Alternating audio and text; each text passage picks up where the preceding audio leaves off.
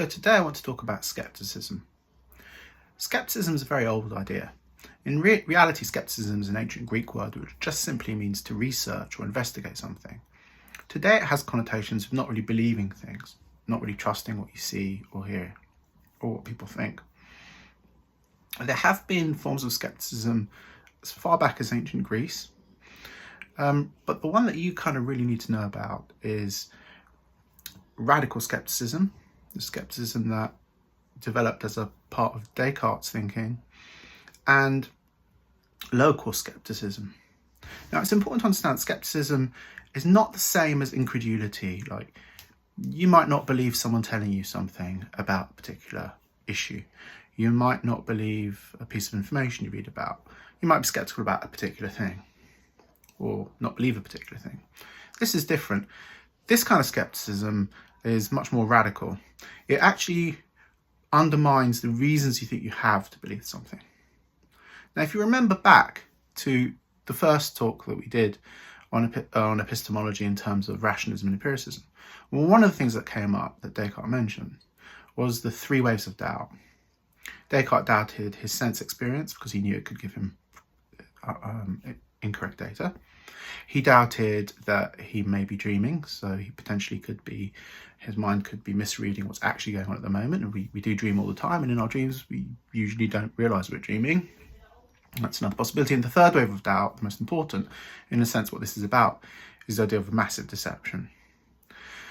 So the question that skepticism, radical skepticism, asks is, how do we know that that deception isn't real? How do we know that that's actually not the case? Now remember, the whole problem, if you like, with massive deception is that if it was the case, you'd think it wasn't. So let's just remind ourselves what massive deception is. In a modern version of Descartes' thinking, we could say there's a supercomputer that scientists have invented. That supercomputer has all kinds of digital downloads on it. Victorian England, the Middle East 1,000 years ago, South America 10,000 years ago. Those downloads are possible worlds that this supercomputer can put into a brain.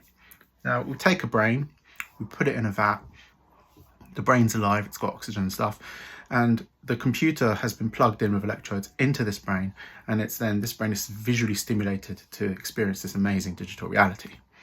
Now, let's imagine a scenario where we are a brain in that vat, where the supercomputer and scientists have stimulated the scenario for us so that we think we live in London in 2024, say, or in New York in 2024, or in Paris, or whatever it is. And all our memories, all our experiences, all our beliefs are effectively void. In fact, even our most basic beliefs, like that 2 + 2 is 4, is in fact incorrect. And the reality is that all of our most fundamental beliefs are programmed into us by this deceiving demon, let's say, or scientist, right? That possibility, it's a logical possibility, and we can't know, the claim is, that that isn't the case. Because if we thought it wasn't the case, if we believed it wasn't the case, that wouldn't mean very much, given that that's the whole point of the deception. Now, the problem with this argument is not just really the idea that it could be true. Most of us don't think it is. Descartes didn't think it was. The real question is, even if it isn't true, what reasons do we have to show, to prove that it isn't true? So asking us to give reasons why radical skepticism is false. And that's really important, because if you don't have those reasons, you can't claim to know the things you think you know. The famous philosopher G.E. Moore used to say, when asked about radical skepticism, of course we exist. He was a common sense philosopher, right? Everything was common sense. Of course we exist. He used to say to his students, look, here's one hand, here's another hand, right?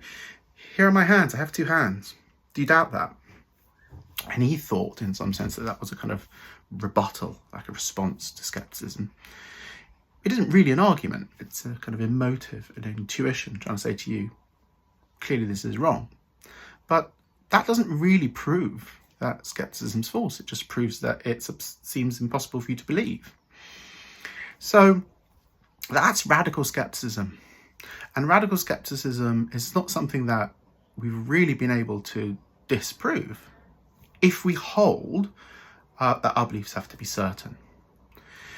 On the AQO course, you also have something called local skepticism. Local skepticism is something like, it's not global, right? So radical skepticism is global. It claims that everything you think, the world as it is in your vision, in your view, in your experience, all your memories, they're all wrong. They're all deception, or they could be.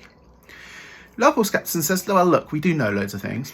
We know we exist. We know there's a world and so on and so forth. What we don't know are things, for example, like moral truths, because there aren't any. We don't know any religious truths because there aren't any.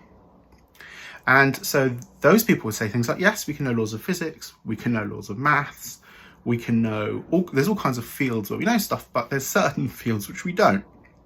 One of my favourite examples is music.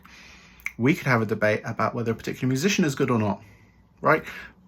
But a lot of us think, well, there isn't really an objective answer to that question because it's about how we feel about it. So it's not, there aren't facts, so to speak, descriptive facts about whether X is a good musician or a bad musician. It's how you think about it, it's how you feel about it, it's how you respond to it. And if that's the case, then we could be local skeptics about things like music. We could be local skeptics about things like morality. We might say there isn't a fact about whether X or Y is the right thing to do. It depends on culture, it depends on history, it depends on your environment. But if that's the case, then you can be a local skeptic. Be locally skeptical about some things and not about others. Global skepticism is different. Global skepticism asks you to doubt, in a sense, everything, or to justify why you think you know the things that you do. Okay, come back next time for more.